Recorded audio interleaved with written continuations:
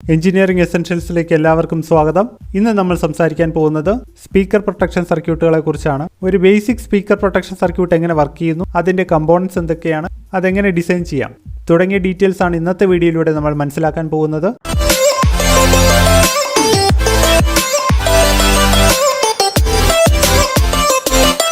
ആദ്യമായിട്ട് നമുക്ക് speaker protection എന്തിനാണെന്ന് മനസ്സിലാക്കാം. പേര് പോലെ തന്നെ സ്പീക്കറിനെ പ്രൊട്ടക്ട് ചെയ്യുക എന്നുള്ളതാണ് അതിന്റെ ഒരു ഉത്തരവാദിത്തം. പ്രധാനമായും സ്പീക്കർ പ്രൊട്ടക്ഷൻ ബോർഡ് നൽകുന്നത് DC ഓഫ്സെറ്റ് പ്രൊട്ടക്ഷൻ ആണ്. എന്തെങ്കിലും കാരണവശാൽ ആംപ്ലിഫയറിന്റെ ഔട്ട്പുട്ടിൽ DC വോൾട്ടേജ് വരികയാണെങ്കിൽ അതുമായിട്ട് നേരിട്ട് കണക്ട് ചെയ്തിരിക്കുന്ന സ്പീക്കറിനെ അത് നശിപ്പിക്കും. അങ്ങനെ ഉണ്ടാകാതിരിക്കാനായിട്ട് ആംപ്ലിഫയറിന്റെ ഔട്ട്പുട്ടിൽ DC വോൾട്ടേജ് വരുന്നുണ്ടോ എന്ന് മോണിറ്റർ ചെയ്യുകയും അങ്ങനെ ഉണ്ടായാൽ ആംപ്ലിഫയറിൽ നിന്ന് സ്പീക്കറിനെ ഡിസ്കണക്ട് ചെയ്യുകയും ചെയ്യുന്നതാണ് സ്പീക്കർ പ്രൊട്ടക്ഷൻ സർക്യൂട്ട്. അപ്പോൾ അതിൽ എന്തൊക്കെ കമ്പോണൻസ് ആണ് ഉള്ളതെന്ന് നോക്കാം. അതിലുള്ള ആദ്യത്തെ കമ്പോണന്റ് ഒരു ലോ പാസ് ഫിൽറ്റർ ആണ്. ലോ പാസ് ഫിൽറ്ററിന്റെ കോർണർ ഫ്രീക്വൻസി സെറ്റ് ചെയ്തിരിക്കുന്നതിനേക്കാളും കുറഞ്ഞ ഫ്രീക്വൻസീസിലുള്ള AC സിഗ്നൽസിനെയും DC സിഗ്നൽസിനെയും അത് കടത്തിവിടും. അപ്പോൾ നമ്മൾ ഇവിടെ ലോ പാസ് ഫിൽറ്റർ സെറ്റ് ചെയ്യാൻ പോകുന്നത് 1 ഹെർട്സിന് താഴെയാണ്. അപ്പോൾ 1 ഹെർട്സിന് താഴെ ഫ്രീക്വൻസി ഉള്ള AC സിഗ്നൽസിനെയും DC സിഗ്നൽസിനെയും അത് കടത്തിവിടും. ഈ ലോ പാസ് ഫിൽറ്ററിലേക്കാണ് ആംപ്ലിഫയറിന്റെ ഔട്ട്പുട്ട് കണക്ട് ചെയ്തിരിക്കുന്നത്. അതുപോലെ തന്നെ ആംപ്ലിഫയറിന്റെ ഔട്ട്പുട്ട് ഡയറക്റ്റ് ആയിട്ട് റിലേയിലേക്കും കണക്ട് ചെയ്തിട്ടുണ്ട്. ഈ ലോ പാസ് ഫിൽറ്ററിനുള്ളിൽ തന്നെ ഒരു ബ്രിഡ്ജ് റെക്ടിഫയർ ഉണ്ട്.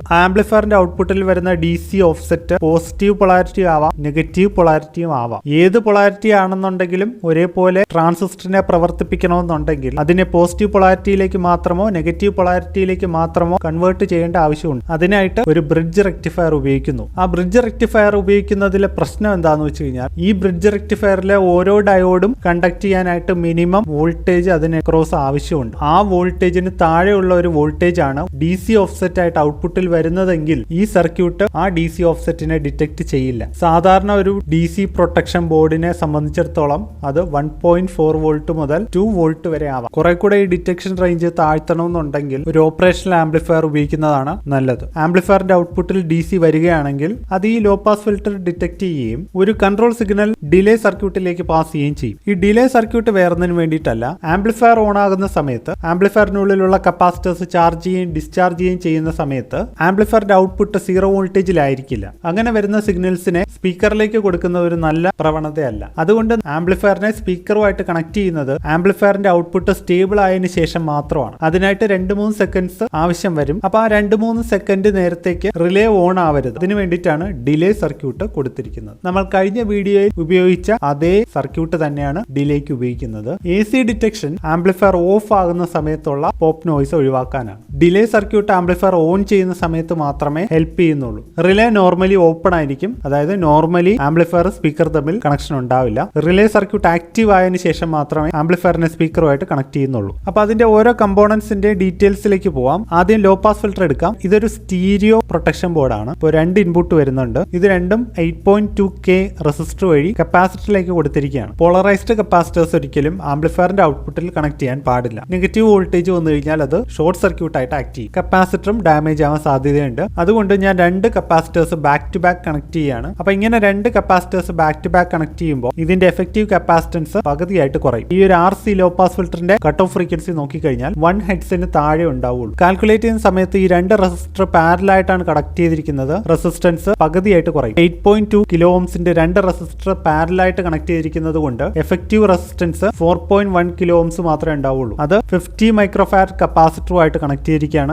RC ലോ പാസ് ഫിൽറ്ററിനെ കുറിച്ച് കൂടുതൽ ഡീറ്റെയിൽസ് അറിയാനായിട്ട് ഞാനൊരു വീഡിയോ മുമ്പ് ചെയ്തിട്ടുണ്ട്. ആ വീഡിയോയുടെ ലിങ്ക് ഇവിടെ കൊടുക്കാം. അപ്പൊ ഞാൻ നേരത്തെ പറഞ്ഞതുപോലെ തന്നെ ഈ ഡിറ്റക്ട് ചെയ്യുന്ന സിഗ്നൽ പോസിറ്റീവ് പൊളാരിറ്റിയിലും ആവാം, നെഗറ്റീവ് പൊളാരിറ്റിയിലും ആവാം. അപ്പൊ അതിനെ റെക്ടിഫൈ ചെയ്യാനായിട്ട് ഇവിടെ ഒരു ബ്രിഡ്ജ് റെക്ടിഫയർ ഉപയോഗിക്കുന്നുണ്ട്. ആ ബ്രിഡ്ജ് റെക്ടിഫയറിന്റെ ഔട്ട്പുട്ട് ഒരു ട്രാൻസിസ്റ്ററിന്റെ ബേസിലേക്കാണ് കൊടുത്തിരിക്കുന്നത്. അതുപോലെ തന്നെ ട്രാൻസിസ്റ്ററിന്റെ എമിറ്ററിൽ നിന്ന് ആ സർക്യൂട്ട് കംപ്ലീറ്റ് ചെയ്തിരിക്കുകയാണ്. ഇവിടെ ഒരു 8.2K റെസിസ്റ്റർ ട്രാൻസിസ്റ്ററിന്റെ ബേസിൽ നിന്ന് എമിറ്ററിലേക്ക് കണക്ട് ചെയ്തിട്ടുണ്ട്. നോയ്സ് കാരണം ഈ ഒരു ട്രാൻസിസ്റ്റർ ട്രിഗർ ആവാതിരിക്കാൻ വേണ്ടിയിട്ടാണ്. ഏതെങ്കിലും കാരണവശാൽ DC ഔട്ട്പുട്ടിൽ വരികയാണെങ്കിൽ ഈ കപ്പാസിറ്ററിന് ക്രോസ് ഒരു വോൾട്ടേജ് ബിൽഡ് ചെയ്യും. അതിനെ റെക്ടിഫൈ ചെയ്ത് ഈ ഒരു ട്രാൻസിസ്റ്റർ ഓൺ ആവുകയും ചെയ്യും. ട്രാൻസിസ്റ്റർ ഓൺ ആയി കഴിഞ്ഞാൽ അതിന്റെ കളക്ടറിൽ നിന്ന് എമിറ്ററിലേക്ക് ഒരു കറണ്ട് ഫ്ലോ ഉണ്ടാവും. ഈ ട്രാൻസിസ്റ്ററിന്റെ കളക്ടർ കണക്ട് ചെയ്തിരിക്കുന്നത് ഡിലേ സർക്യൂട്ടിന്റെ കപ്പാസിറ്ററിലേക്കാണ്. കപ്പാസിറ്ററിനെ ഒരു ട്രാൻസിസ്റ്റർ ഉപയോഗിച്ച് ഡിസ്ചാർജ് ചെയ്യുകയാണ് ചെയ്യുന്നത്. അങ്ങനെ ചെയ്യുമ്പോൾ ട്രാൻസിസ്റ്ററിന്റെ കളക്ടർ കറണ്ട് കൂടിപ്പോകാതിരിക്കാൻ വേണ്ടിയാണ് ഇവിടെ ഒരു 100 ഓം റെസിസ്റ്റർ ഇട്ടിരിക്കുന്നത്. ഇനി അടുത്തതായിട്ട് ഡിലേ സർക്യൂട്ട് നോക്കാം. ഈ ഒരു കണക്ഷൻ പോയിരിക്കുന്നത് ലോ പാസ് ഫിൽറ്ററിന്റെ ഔട്ട്പുട്ടിൽ കിടക്കുന്ന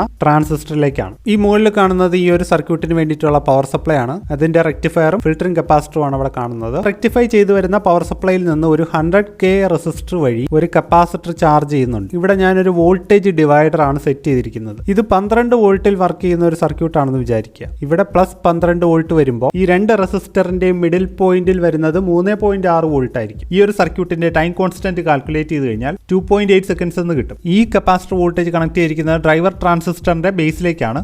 ഡ്രൈവറിൽ 2 ട്രാൻസിസ്റ്റർ ഉപയോഗിക്കുന്നത് കൊണ്ട് തന്നെ 1.65 വോൾട്ട് എങ്കിലും എത്തുമ്പോഴാണ് ഡ്രൈവർ ട്രാൻസിസ്റ്റർ ഓൺ ആവുന്നത്. അതിനായിട്ട് എത്ര സമയം എടുക്കും എന്നുള്ളത് കാൽക്കുലേറ്റ് ചെയ്ത് കഴിഞ്ഞാൽ കിട്ടുക 1.88 സെക്കൻഡ് എന്നാണ്. അപ്പൊ നമ്മുടെ ഈ ഡിലേ സർക്യൂട്ട് കൊടുക്കുന്നത് 1.88 സെക്കൻഡിന്റെ ഡിലേ ആണ്. പവർ അപ്ലൈ ചെയ്തു 1.88 സെക്കൻഡ് കഴിഞ്ഞതിന് ശേഷം മാത്രമേ റിലേ ക്ലോസ് ആവുള്ളൂ. ഈ RC ടൈം കോൺസ്റ്റന്റ് നമുക്ക് ചേഞ്ച് ചെയ്യാൻ കഴിയും. റെസിസ്റ്ററിന്റെ വാല്യൂ കൂട്ടുന്നത് വഴി അല്ലെങ്കിൽ കപ്പാസിറ്ററിന്റെ വാല്യൂ കൂട്ടുന്നത് വഴി ഈ ടൈം നമുക്ക് എക്സ്റ്റെൻഡ് ചെയ്യാം. ആംപ്ലിഫയർ ഓൺ ചെയ്ത് അത്രയും സെക്കൻഡ്സ് കഴിഞ്ഞതിന് ശേഷം മാത്രമേ റിലേ ക്ലോസ് ആവുകയുള്ളൂ. അപ്പോൾ മാത്രമേ ആംപ്ലിഫയർ സ്പീക്കറുമായിട്ട് കണക്റ്റഡ് ആവുള്ളൂ. ഇതാണ് ഡിലേ സർക്യൂട്ട്. ഇനി ഈ ഡിലേ സർക്യൂട്ടിൽ നിന്നാണ് റിലേ ഡ്രൈവർ വർക്ക് ചെയ്യുന്നത്. അതിനു മുമ്പായിട്ട് നമുക്ക് AC ഡിറ്റക്ഷൻ സർക്യൂട്ട് നോക്കാം. AC ഡയറക്റ്റ് റെക്ടിഫൈ ചെയ്ത് ഒരു കപ്പാസിറ്ററിൽ സ്റ്റോർ ചെയ്യുന്നു. അതൊരു ട്രാൻസിസ്റ്ററിന്റെ ബേസിലാണ് കണക്ട് ചെയ്തിരിക്കുന്നത്. ഇനി AC പെട്ടെന്ന് ഓഫ് ആവുകയാണെങ്കിൽ ഇവിടെ കൊടുത്തിരിക്കുന്ന 10 മൈക്രോഫാരഡ് കപ്പാസിറ്റർ ഡിസ്ചാർജ് ആവാൻ വലിയ സമയം എടുക്കില്ല. അത് ഡിസ്ചാർജ് ആയ ഉടനെ തന്നെ ഈ ട്രാൻസിസ്റ്റർ ഓഫ് ആവും. ഈ ട്രാൻസിസ്റ്റർ ഓഫ് ആയി കഴിഞ്ഞാൽ ഇതുമായിട്ട് സീരീസ് ആയിട്ടാണ് റിലേ കണക്ട് ചെയ്തിരിക്കുന്നത്. ഈ ഒരു ട്രാൻസിസ്റ്റർ ഓഫ് ആകുമ്പോൾ തന്നെ റിലേ ഓഫ് ആവും. അത് കഴിഞ്ഞ് AC വന്ന ഉടനെ തന്നെ ഈ ട്രാൻസിസ്റ്റർ ഓൺ ആവുകയും ചെയ്യും. ഇനി അടുത്ത റിലേ ഡ്രൈവർ സർക്യൂട്ട് നോക്കാം. 2 ട്രാൻസിസ്റ്റേഴ്സ് കണക്ട് ചെയ്തിട്ടുണ്ട്. ഡാർലിംഗ്ടൺ പെയർ എന്ന് പറയും. ഒരു ട്രാൻസിസ്റ്ററിന്റെ ഔട്ട്പുട്ട് അടുത്ത ട്രാൻസിസ്റ്ററിന്റെ ബേസിലാണ് കണക്ട് ചെയ്തിരിക്കുന്നത്. അപ്പൊ അതിന്റെ എഫക്റ്റീവ് ഗെയിൻ കൂടുതലായിരിക്കും. ഗ്രാജുവൽ ആയിട്ട് ഇങ്ങനെ ഓൺ ആയി വരുന്നത് ട്രാൻസിസ്റ്ററിലെ പവർ ലോസ് കൂട്ടും. അങ്ങനെ ട്രാൻസിസ്റ്റർ കേടാവാതിരിക്കാൻ വേണ്ടിയിട്ടാണ് പെട്ടെന്ന് ഓൺ ആവുന്ന രീതിയിൽ സെറ്റ് ചെയ്തിരിക്കുന്നത്. ഇനി റിലേ ഓഫ് ആകുമ്പോഴത്തേക്ക് ഉണ്ടാകുന്ന റിവേഴ്സ് വോൾട്ടേജിനെ ഫ്രീ വീൽ ചെയ്യാൻ വേണ്ടിയിട്ട് ഇവിടെ ഒരു ഫ്രീ വീലിംഗ് ഡയോഡും ആഡ് ചെയ്തിട്ടുണ്ട്. ഇനി റിലേ ഓഫ് ആവുന്ന സമയത്ത് റെഡ് LED കത്താനായിട്ട് ഇവിടെ ഒരു റെഡ് LEDയും അതിന് സീരീസ് ആയിട്ട് ഒരു 1.2K റെസിസ്റ്ററും ആഡ് ചെയ്തിട്ടുണ്ട്. റിലേയുടെ സ്റ്റേറ്റസ് അറിയാൻ വേണ്ടിയിട്ടാണത്. റെക്ടിഫൈ ചെയ്ത് ഫിൽട്ടർ ചെയ്ത 12 വോൾട്ട് പവർ സപ്ലൈ ഇതിലേക്ക് വരുന്നുണ്ട്. ഈ ട്രാൻസിസ്റ്ററിന്റെ ബേസിൽ 1.4 വോൾട്ട് വരുമ്പോഴാണ് അത് ഫുൾ ആയിട്ട് ഓൺ ആവുന്നത്. ഇതുപോലെ തന്നെ AC ഡിറ്റക്ഷൻ സർക്യൂട്ടിൽ കൊടുത്തിരിക്കുന്ന ട്രാൻസിസ്റ്ററിന്റെ collector emitter saturation voltage 250 milli volt ആണ്. അതായത് 1.4 പ്ലസ് 250 മില്ലി വോൾട്ട്. മൊത്തത്തിൽ 1.65 വോൾട്ട് എത്തുമ്പോഴാണ് ഈ ഒരു ട്രാൻസിസ്റ്റർ ഫുൾ ആയിട്ട് ഓൺ ആവുന്നത്. ആ ഒരു അസംഷൻ വെച്ചിട്ടാണ് നമ്മൾ ഡിലേ സർക്യൂട്ടിൽ നമുക്ക് 1.88 സെക്കൻഡിന്റെ ഡിലേ ഉണ്ടാവുമെന്ന് കാൽക്കുലേറ്റ് ചെയ്തത്. ഇതാണ് നമ്മുടെ കംപ്ലീറ്റ് ആയിട്ടുള്ള സർക്യൂട്ട് ഡയഗ്രാം. ഇവിടെ ആംപ്ലിഫയറിൽ നിന്നുള്ള ഔട്ട്പുട്ട് ആണ് കണക്ട് ചെയ്തിരിക്കുന്നത്. റൈറ്റും ലെഫ്റ്റും അത് ഡയറക്റ്റ് ആയിട്ട് റിലേയിലേക്ക് വന്നിട്ടുണ്ട്. നോർമലി ഓപ്പൺ ആയിട്ടുള്ള റിലേയുടെ ഔട്ട്പുട്ടിൽ നിന്നാണ് സ്പീക്കറിലേക്ക് കണക്ഷൻ പോവേണ്ടത്. സർക്യൂട്ടിന് വർക്ക് ചെയ്യാൻ വേണ്ടിയിട്ടുള്ള വോൾട്ടേജ് കൊടുക്കുന്നത് ഇവിടെയാണ്. AC 9 വോൾട്ടോ DC 12 വോൾട്ടോ കൊടുക്കാം. കുറച്ച് കൂടിയിരുന്നാലും കുഴപ്പമില്ല. ഇനി AC ഡിറ്റക്ഷന് വേണ്ടിയിട്ടുള്ള കണക്ഷൻ കൊടുത്തിരിക്കുന്നത് ഇവിടെയാണ്. ചില സർക്യൂട്ടുകളിൽ ഈ 2 കണക്ഷനും ഒരുമിച്ചാണ് കൊടുത്തിട്ടുണ്ടാവുക. AC ഡിറ്റക്ഷന് വേണ്ടിയിട്ട് ഈ AC 9 വോൾട്ട് അല്ലെങ്കിൽ DC 12 വോൾട്ട് തന്നെ ആയിരിക്കും ഉപയോഗിക്കുന്നത്. ലോ പാസ് ഫിൽറ്ററിൽ നിന്ന് ഡിലേ സർക്യൂട്ടിന്റെ കപ്പാസിറ്ററിലേക്ക് കണക്ട് ചെയ്തിട്ടുണ്ട്. എപ്പോഴെങ്കിലും ആംപ്ലിഫയറിന്റെ ഔട്ട്പുട്ടിൽ DC വന്നു കഴിഞ്ഞാൽ ഈ ട്രാൻസിസ്റ്റർ ഓൺ ആവുകയും ഈ ഡിലേ കപ്പാസിറ്ററിനെ ഡിസ്ചാർജ് ചെയ്യുകയും ചെയ്യും. ഡിലേ കപ്പാസിറ്റർ ഡിസ്ചാർജ് ആയി കഴിയുമ്പോൾ ഈ 2 ട്രാൻസിസ്റ്ററിനുള്ള വോൾട്ടേജ് കിട്ടില്ല. അങ്ങനെ വോൾട്ടേജ് കിട്ടാതെ ആ 2 ട്രാൻസിസ്റ്റർ ഓഫ് ആവുമ്പോഴാണ് റിലേ ഓഫ് ആവുന്നത്. DC ഓഫ്സെറ്റ് എപ്പോഴാണോ മാറുന്നത് ആ സമയത്ത് ഈ ട്രാൻസിസ്റ്റർ ഓഫ് ആവുകയും ഡിലേ കപ്പാസിറ്റർ ചാർജ് ചെയ്യാൻ തുടങ്ങുകയും ചെയ്യും. അങ്ങനെ പിന്നെയും റിലേ ക്ലോസ് ആവും. അത് DC ഓഫ്സെറ്റ് മാറിയാൽ മാത്രമേ സംഭവിക്കുകയുള്ളൂ. DC ഓഫ്സെറ്റ് ഉള്ളിടത്തോളം കാലം ഈ ട്രാൻസിസ്റ്റർ ഓൺ തന്നെ ആയിരിക്കും. കപ്പാസിറ്ററിനെ ചാർജ് ചെയ്യാൻ അനുവദിക്കില്ല. AC വോൾട്ടേജ് പോകുമ്പോൾ സംഭവിക്കുന്നത് താഴത്തെ ട്രാൻസിസ്റ്റർ ഓഫ് ആവും. ഇത് ഓഫ് ആയി കഴിഞ്ഞാൽ റിലേയുടെ കണക്ഷൻ ഇവിടെ ഫ്ലോട്ടിംഗ് ആണ്. ഇതിന് ഗ്രൗണ്ട് കിട്ടുന്നില്ല. അങ്ങനെ വരുമ്പോൾ റിലേ ഓപ്പൺ ആവും. അങ്ങനെ പോപ്പ് നോയ്സ് നമുക്ക് ഓഫ് ചെയ്യുന്ന സമയത്ത് ഒഴിവാക്കാം. ഓൺ ചെയ്യുന്ന സമയത്ത് ഈ 100 കിലോ ഓംസ് റെസിസ്റ്റർ വഴി കപ്പാസിറ്റർ ചാർജ് ആയി 1.65 വോൾട്ട് എത്തുന്നത് വരെ റിലേ ഓപ്പൺ ആയിരിക്കും. 1.65 വോൾട്ട് എത്തിക്കഴിഞ്ഞാൽ റിലേ ക്ലോസ് ആവും. ഇങ്ങനെയാണ് ഈ സർക്യൂട്ട് പ്രവർത്തിക്കുന്നത്. ഞാൻ ഈ സർക്യൂട്ട് ബിൽഡ് ചെയ്തിട്ടുണ്ട്. അതിന്റെ പെർഫോമൻസ് നോക്കിയിട്ട് തിരിച്ചു വരാം. സർക്യൂട്ട് ഓൺ ആയിരിക്കുകയും റിലേ ഓഫ് ആയിരിക്കുകയും ചെയ്യുമ്പോഴാണ് ഈ LED കത്തുന്നത്.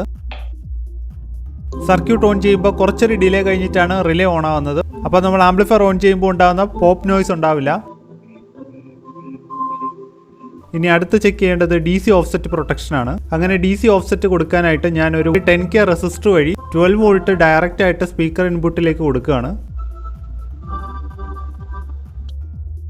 സ്പീക്കർ ഇൻപുട്ടിലേക്ക് കൊടുക്കുമ്പോൾ ഡിലേ ഒന്നുമില്ലാതെ ഉടനെ തന്നെ റിലേ ഓഫ് ആവുന്നുണ്ട്.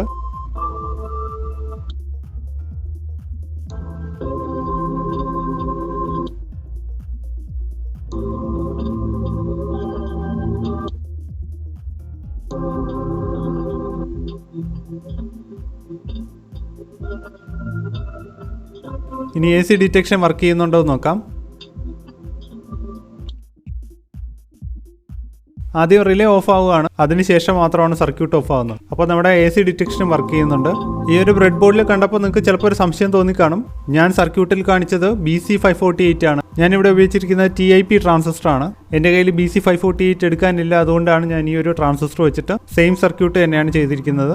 നമുക്കിനി സർക്യൂട്ട് ഡയഗ്രത്തിലേക്ക് തിരിച്ചു പോകാം. അപ്പോൾ ഇതാണ് സ്പീക്കർ പ്രൊട്ടക്ഷൻ എന്ന് പറഞ്ഞ് നമ്മൾ വാങ്ങിച്ചു വെക്കുന്ന ബോർഡിനകത്തുള്ളത്. ഇപ്പോൾ ഒരുപാട് ചാനൽസ് കൺട്രോൾ ചെയ്യാനുണ്ടെങ്കിൽ എല്ലാ ചാനൽസിന്റെയും ഔട്ടിൽ നിന്ന് ഒരു റെസിസ്റ്റർ വഴി ഒരു കോമൺ കപ്പാസിറ്ററിലേക്കായിരിക്കും കണക്ട് ചെയ്തിട്ടുണ്ടാവുക. സർക്യൂട്ട് സെയിം തന്നെയാണ്. എത്ര ചാനൽ ഉണ്ടോ അതനുസരിച്ച് റിലേകളുടെ എണ്ണം കൂടും. അതുപോലെ കുറച്ചുകൂടെ പവർഫുൾ ആയിട്ടുള്ള ഒരു ട്രാൻസിസ്റ്റർ വേണ്ടി വരും. 6 ചാനൽ ഉണ്ടെങ്കിൽ 6 റിലേ ഡ്രൈവ് ചെയ്യണം. ഒരു റിലേക്ക് ഏകദേശം 20 മുതൽ 50 മില്ലി ആംപിയർ വരെ വേണ്ടി വരും. അങ്ങനെ നോക്കുമ്പോൾ ഏകദേശം 300 മില്ലി ആംപിയർ ഡ്രൈവ് ചെയ്യാൻ കപ്പാസിറ്റി ഉള്ള ഒരു ട്രാൻസിസ്റ്റർ വെച്ച് ഈ ട്രാൻസിസ്റ്റേഴ്സിനെ റീപ്ലേസ് ചെയ്ത് കഴിഞ്ഞാൽ കൂടുതൽ ചാനലുള്ള ആംപ്ലിഫയേഴ്സിന് ഔട്ട്പുട്ടിൽ പ്രൊട്ടക്ഷൻ കൊടുക്കാം. അടുത്ത ആഴ്ചത്തെ വീഡിയോയിൽ നമ്മൾ ചർച്ച ചെയ്യാൻ പോകുന്നത് ബേസ് ട്രിബിൾ കൺട്രോൾ ആണ്. അപ്പോൾ ആ വീഡിയോ മിസ്സാവാതിരിക്കാനായിട്ട് ഈ ചാനൽ സബ്സ്ക്രൈബ് ചെയ്തിട്ടില്ലെങ്കിൽ അത് ചെയ്യാനായിട്ട് ഓർമ്മിപ്പിക്കുന്നു. അതിനടുത്തുള്ള ബെൽ നോട്ടിഫിക്കേഷനിൽ നിന്ന് ഓൾ നോട്ടിഫിക്കേഷൻസ് കൂടെ എനേബിൾ ചെയ്ത് കഴിഞ്ഞാൽ അടുത്ത ആഴ്ച അപ്ലോഡ് ചെയ്യുന്ന വീഡിയോസിന്റെ നോട്ടിഫിക്കേഷൻസ് നിങ്ങൾക്ക് കിട്ടും. ഈ വീഡിയോ ഉപയോഗപ്രദമായിരുന്നെങ്കിൽ വീഡിയോയ്ക്ക് അടിയിലുള്ള ലൈക്ക് ബട്ടൺ പ്രസ് ചെയ്യാൻ മറക്കണ്ട. വീഡിയോ മറ്റുള്ളവരിലേക്കും ഷെയർ ചെയ്യുക. എല്ലാവരും അറിവുള്ളവരാകട്ടെ. നന്ദി, നമസ്കാരം.